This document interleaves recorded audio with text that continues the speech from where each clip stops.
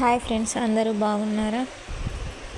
ఈరోజు బ్రహ్మముడి సీరియల్లో కావ్య, రాజ్ సుభాష్ని ఓదారుస్తూ ఉంటారు. ఎందుకు మామయ్య ఇలా చేశావు? ఎన్నో తప్పులు చేసినా వాళ్ళందరూ చనిపోతే ఈ భూమి మీద ఒక్కరు కూడా మిగలరు కావచ్చు. నువ్వు చాలా ధైర్యంతో ఉండాలి అని అంటూ కావ్య, రాజ్ ఇద్దరు సుభాష్కి ధైర్యం చెప్తారు. తర్వాత కావ్య తన అత్తగారి అపర్ణ దగ్గరికి వస్తుంది. తనను లేపి, నువ్వు ధైర్యంగా ఉండాలి అత్తయ్య. నేను ఇప్పుడు నువ్వున్న సిచ్యువేషన్లో ఒకప్పుడు నేను కూడా ఉన్నాను కదా, అప్పుడు నేను ఎంతో ధైర్యంగా ఉన్నాను. ఎందుకంటే నాకు తనపై ఉన్న నమ్మకం. అదే నమ్మకంతో మీరు కూడా ఉండాలి అత్తయ్య. మావయ్య తప్పు చేశాడు అని చెప్పడంతో మీరు ఎలా నమ్ముతారు అంటూ కావ్య అపర్ణకి ధైర్యం చెప్తుంది.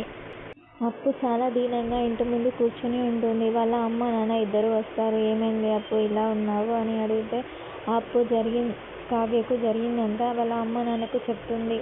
అప్పుడు కావ్య వాళ్ళ అమ్మ చాలా ఏడుస్తుంది. మన బిడ్డకి ఎందుకండి ఇన్ని కష్టాలు అంటూ ఏడుస్తుంది. నైట్ అంతా కావ్య వాళ్ళ అత్తయ్య దగ్గరే కూర్చొని ఉంటుంది. మార్నింగ్ డాక్టర్ వచ్చేసి సుభాష్ అండ్ రాజ్తో, మేము ఎన్ని చేసినా కోలుకోలేని తనని మీ కోడలు కావ్య ధైర్యం చెప్పి సెట్ చేసింది. ఇప్పుడు తను బాగానే ఉంది, ఇంటికి తీసుకెళ్ళొచ్చు అని చెప్తుంది డాక్టర్. ఇంట్లో అపర్ణ వాళ్ళ అత్తయ్య, నువ్వు ఇలా క్షేమంగా ఇంటికి వచ్చినందుకు నాకు చాలా సంతోషంగా ఉందమ్మా అని అంటుంది.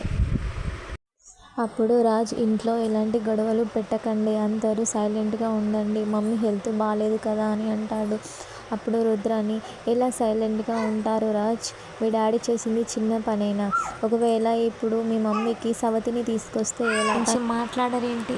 అది సాల్వ్ చేయండి ఫస్ట్ అని అంటుంది రుద్రాని. అప్పుడు అందరూ రుద్రాణిని తిడుతూ ఉంటారు. రాజు మాత్రం తనని 3 నెలల వరకు ఇటు రాకుండా చేయండి, ఏమైనా పుణ్యక్షేత్రాలకైనా లేకపోతే మన గెస్ట్ హౌస్లో ఉంచండి, 3 నెలల వరకు మా మమ్మీ కోలుకునే వరకు ఎలాంటి గొడవలు ఉండొద్దు అని అంటాడు. అప్పుడు కవి గారు, నిజమే, అక్కడ మాత్రం పని మనుషులు ఎవరు ఉండరు, తనే పని చేసుకోవాలి అని అంటాడు.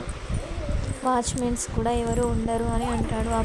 అప్పుడు స్వప్న, వాచ్మెన్స్ ఎందుకు కవి గారు, మా ఆయన ఉన్నాడు కదా అని అంటుంది. నేను వెళ్ళాను అని రుద్రాని అంటుంది.